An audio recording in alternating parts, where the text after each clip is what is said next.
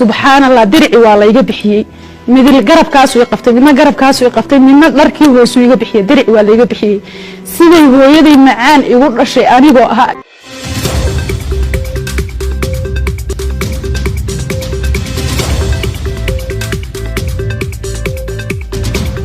kulanti wacan oo wanaagsan saaxiibayaal idilhaantiiba meel waliba aad dunida ka joogtaan iyo si walba maqalkayga idiin soo gaarayo maanta barnaamijkeena waxa aan ku soo qaadan doonaa gabar Soomaaliyeed oo sheeganaysa dhib in ay u geysteen wiilal kale oo gaaraya ilaa iyo 10 wiil kadib gabadha oo sheegaysa sida aan ku maqalnay codkeeda in loo geystay jirdil iyo kufsi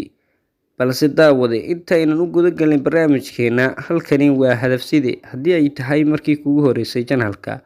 please subscribe saaro gambaleelkana furo si aad u noqoto daawada ugu horeeya ee aan u soo dhigno barnaamijyada xiisaha badan u soo gaaraan isma lahayn nin Soomaaliyeed ama nin dhaqan kula wadaago walaalka ayaa intuu ku itaal sheegtay dharka ka siibaya xabad waa la isku dhuftaa waxa weeyaan sababo kale waa la isku dilaa laakiin isma aan lahayn 10 nin oo ilmaadeerta oo isku lahjatiin isku diintiin baa dharka ka dhigaya subxaanallah iimaanka diin leh waxa weeyaan diricii baan saa ugu dhagay waxaan iri ilmaadeerayaal idila waxa weeyaan saacadayda u baan dhimasay laakiin dharka hayga qaawinina oo dharka hayga furina walaalayaal hay qaawinina waxa la yiri war xagga dambe iliga ka suro dirac shiidka sida shaatiga ka sii buur maxamed gaarane waxa weeyaan sarwaalkii uu laalaabtay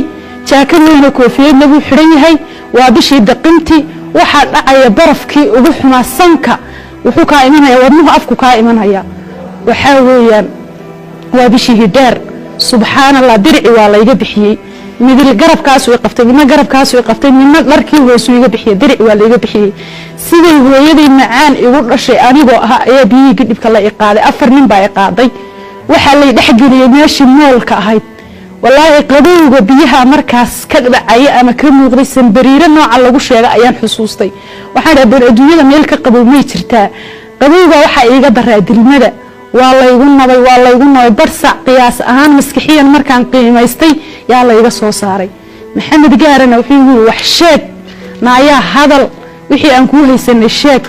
waxaan ku iri subxaanallah waxba aan ma og allahayka allah walaal aan waxaan isku ogahay malaha war ku celi buuri waa la igu celiyo waa mar labaad haddana inteediga la igu hayay mid dhabarku igaga taagan yahay mid lugu igaga taagan yahay midna garbuhu igaga taagan yahay waa la iga soo saaray mar labaad markaan in badan neef gurtay ay biyihii iyo indhihii iyo wixii iga dhaceen yaa waxaan idhi laa ilaaha illa allah muhammadun idhi buri war ku celi inaga inta dambe isu raacinayne wuu igu celiyo waa qof islaamaha tawxiid baa lagu dhalay anigu markaa tawxiid haysta ma garanayo tawxiid ma una haysanin qof ashahaadada xaq haydi intuuna dhamaystiran qofka biyaha ku laba celi wariga dunida maana ku maqal islaamnimada sheeganaya wuu igu celiyay biyihii waxa weyn mar saddexaad baa la iga soo saaray maxamed gaarana naayaa sheeg buur waxaan ku haysanay markaa waan jilcay awoodaydi dhinac bay u badatay laakiin alxamdulillah maskaxdu taan bay tahay oo dareenkaygu wuu joogaa waxaan iri wax allaala waxaan hayo oo sheegayay ma jirto waxa weeyaan mar afraad baa la igu celiyay marka afraad ee dambe la iga soo saaray wallahi xaaladdu meel ay marisay ma aqaano dibadda la soo dhigay waxa weeyaan saasa la ii tiiriyay mid baa garabka bidixda ay qabtay midigta aha saasuu ii fadhiisay waan qaawanahay wuxuu iri wareey haday sheegi weydo oo qiran weydo waa markii ugu dambeysay waa qodobkii chance ay haysatay kii ugu dambeeyay waxa weyn 7 xabba ku dhufay waa askarigii i kor taagnaa subxaanallah halkaas qoriga digtiisa iga saaray afkiisana wuu dhaafiyay firgadu qabtay waxa weyn maskaxdu way xiran tahay waxa weyn miirku iga tagsan yahay laakiin damaamsigu codka igu yahay bila aadanku barsaqan markaa ku jira ma qiyaasi karo waxa weyn xabadiiba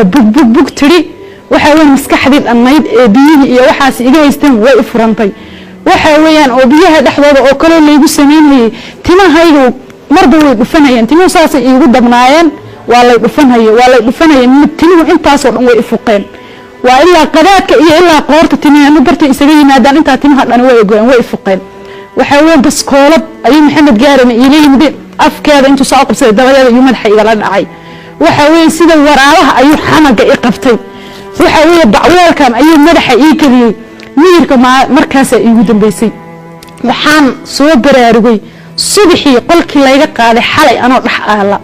cid bilow aadna oon rabbi ka ahayn oo igooda ayaga ahaynna markaa maysan jirin 35 sano sugaya xaq cadaalad ah iyo maxkamad cadaalad ah waxa weeyaan mukhtaar sheekh محمد صوبان هو حريهي وعلى يشيس لكن وحن كعصنايا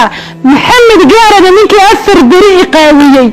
وحويا سيه يقول شيء يقدر طبعا من جعنت يجلي وحويا التمي تلك يقال جام حاكم على حدود المال ومحاضر حدود كي كتابية وحويا مال والبنك عمله هذه محكمة العدالة يجتها على يبقى على هراء كان حتى يجي عنك جوسته intaan ku kulmi doona muuqaalka xiga waa aniga Maxamed ah oo idin leh sidaas iyo nabadgelyo.